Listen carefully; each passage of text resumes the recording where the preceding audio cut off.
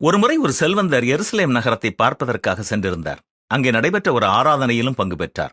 ஆராதனை முடிந்து அனைவரும் வெளியே சென்று விட்டார்கள். ஆனால் ஒரே ஒரு மனிதன் மட்டும் நீண்ட நேரம் அங்கே நின்று தன்னுடைய கைகளை வானத்தை நோக்கி நீட்டி பிரார்த்தனை செய்து கொண்டிருந்தார். அவர் கண்ணீரோடு உருக்கமாக ஜெபித்துக் கொண்டிருந்தார். அவர் ஜெபித்து முடிக்கும் வரை இந்த செல்வந்தர் பொறுமையாக காத்து நின்றார். பிறகு அந்த மனிதரிடம், ஐயா, உங்களுக்கு என்ன பிரச்சனை? இப்படி நீண்ட நேரம் கண்ணீரோடு ஜெபிக்கிறீர்களே என்று கேட்டார். அதற்கு ஜெபித்தவர், என்னுடைய மனைவி மருத்துவமனையிலே இருக்கிறாள். அவளுடைய மருத்துவ செலவிற்காக $10,000 அவசரமாக தேவை. அதற்காகத்தான் ஜெபித்தேன் என்று கூறினார். அதற்கு செல்வந்தர், இதற்காகவா இவ்வளவு ஆவேசமாக ஜெபித்தீர்கள் என்று சொல்லிக்கொண்டே தன்னுடைய பையில் இருந்த பணத்தை எண்ணி பார்த்தார். அதில் $10,000 இருந்தன. அதை வேதனையோடு ஜெபித்துக் கொண்டிருந்த அந்த மனிதன் கரத்திலே கொடுத்தார்.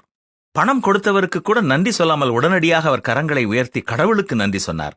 பின்னர் தனக்கு பண உதவி செய்தவருக்கும் நன்றி கூறினார். இவருடைய இந்த செயல் அந்த செல்வந்தரை மிகவும் கவர்ந்தது.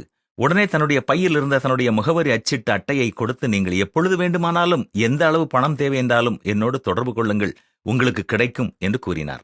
ஆனால் அந்த மனிதனோ, எனக்கு பணம் தேவைப்படும் பொழுது அல்லது வேறு ஏதாவது தேவை ஏற்படும் பொழுது நான் உங்களை அழைக்க மாட்டேன், உங்களை அனுப்பியவரைத்தான் நான் எப்பொழுதும் அழைப்பேன் என்றார். இந்த பதில் செல்வந்தருக்கும் ஒரு பெரிய படிப்பினையாக அமைந்தது.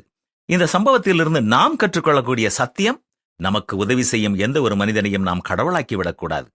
அனைத்தையும் படைத்து காத்து பராமரித்து வரும் கர்த்தரை உறுதியாக பற்றிக் கொள்ளுங்கள். கர்த்தர் நல்லவர் என்பதை ருசித்து பாருங்கள். அவர் மேல் நம்பிக்கையாயிருக்கிற மனுஷன் பாக்கியவான் என்றுதான் பரிசுத்த வேதம் நமக்கு கற்றுத்தருகிறது. இன்று நமது தேவை எதுவாக இருந்தாலும் கர்த்தரை நம்பி அவரை நோக்கி கூப்பிடுவோமா?